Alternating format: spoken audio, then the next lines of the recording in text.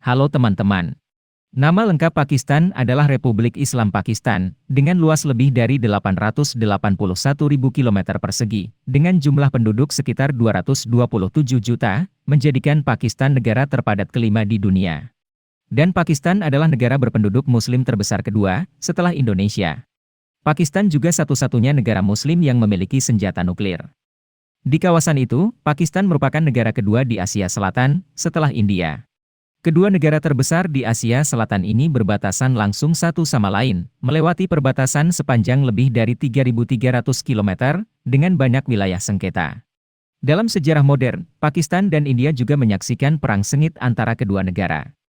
Selama periode setelah Perang Dunia Kedua dan selama Perang Dingin, Pakistan berada di bawah tekanan besar dari Uni Soviet. Uni Soviet berada tepat di sebelah Pakistan dan mendukung India dan Afghanistan. Oleh karena itu, Pakistan pada waktu itu mengikuti jalan murni Amerika dan Barat. Bahkan Pakistan telah bergabung dengan dua blok militer, Organisasi Perjanjian Timur Tengah (CENTO) dan Organisasi Perjanjian Asia Tenggara (SEATO).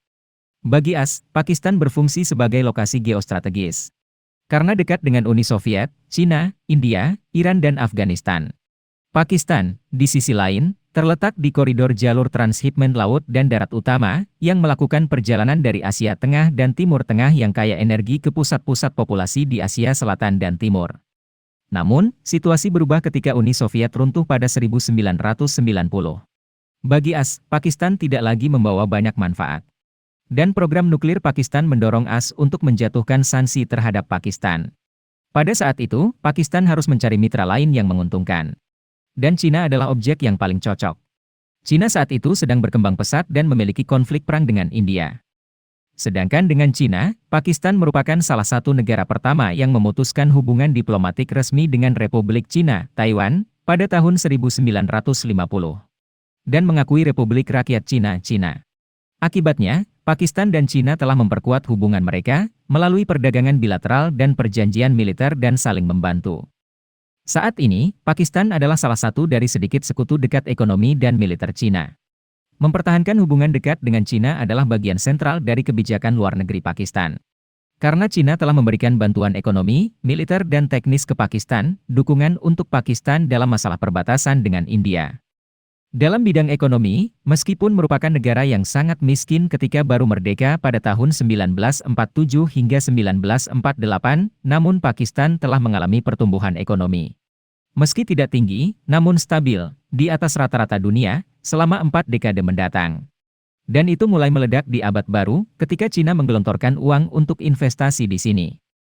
Menurut perkiraan Dana Moneter Internasional, pada tahun 2022, PDB Pakistan adalah 347,7 miliar dolar, peringkat ke-44 di dunia. Sedangkan daya beli PPP mencapai 1,468 miliar dolar Amerika, Pakistan menghadapi inflasi yang sangat tinggi, bersama dengan utang yang besar, membuat ekonominya sangat rapuh. Menurut perkiraan Financial Times, pada tahun 2022, Pakistan akan menjadi negara kedua dalam hal default, tepat di belakang Sri Lanka. Total utang luar negeri Pakistan hampir 2 kali lipat, dalam waktu kurang dari setahun. Dari 86 miliar dolar pada Juni 2021, menjadi 128 miliar dolar pada Maret 2022. Pinjaman besar-besaran menempatkan rasio utang publik di atas 71% dari PDB Pakistan. Termasuk utang dalam negeri. Total utang nasional Pakistan adalah 280 miliar dolar, menyumbang 94% dari PDB. Koridor Ekonomi Cina-Pakistan saja, CIK, serangkaian proyek infrastruktur yang dibangun oleh Cina sejak 2013 di seluruh Pakistan untuk membuka jalan dari Xinjiang, Tibet ke pelabuhan di Samudra Hindia, telah menciptakan utang Pakistan senilai 64 miliar dolar ke Cina. Pinjaman yang berlebihan dan inflasi yang tinggi, yang lebih dari 21% saat ini, memperburuk situasi utang. Hal ini menyebabkan harga barang-barang konsumsi melambung tinggi. Selain itu, devaluasi mata uang domestik juga menyebabkan risiko kekurangan mata uang asing yang serius. Tapi Pakistan adalah importir makanan pokok seperti kacang-kacangan, gandum, minyak goreng atau gula. Jika ini terjadi, ada risiko Pakistan akan mengikuti jejak Sri Lanka ketika tidak memiliki cukup mata uang asing untuk membayar impor dasar, seperti makanan dan bahan bakar. Bahkan, krisis ekonomi telah menyebabkan ketidakstabilan politik di Pakistan. Mantan Perdana Menteri Imran Khan digulingkan pada bulan April. Dan 3 bulan kemudian, solusi terpadu untuk kekacauan politik belum diadopsi. Pemerintahan Perdana Menteri saat ini, Shehbaz Sharif, adalah kumpulan dari banyak pihak, dengan pandangan dan tujuan yang sama sekali berbeda secara ekonomi maupun politik. Untuk menyelamatkan ekonomi, Pakistan harus pergi kemana-mana untuk meminta bantuan. Dari sekutu strategis Cina hingga mitra muslim dekat seperti Arab Saudi, Uni Emirat Arab, UEA, atau organisasi seperti Dana Moneter Internasional. Dan tentu saja, Pakistan harus menerima persyaratan yang ketat. Khususnya dalam kasus Cina, Cina tampaknya tidak lagi bersedia mendukung Pakistan secara komprehensif. Pertama, berawal dari merosotnya perekonomian Cina akibat pandemi, dengan adanya perang Ukraina, kini Cina perlu lebih memfokuskan sumber daya untuk berinvestasi di negara tersebut. Sementara Beijing semakin mempertimbangkan pinjaman ke luar negeri. Karena mereka menemukan bahwa beberapa negara debitur tidak mampu membayar utangnya. Selain itu, ketidakstabilan politik di Pakistan juga menjadi faktor yang membuat Cina ragu untuk mengambil langkah selanjutnya. Cina semakin khawatir tentang anggaran dan keamanan Pakistan, kata para analis.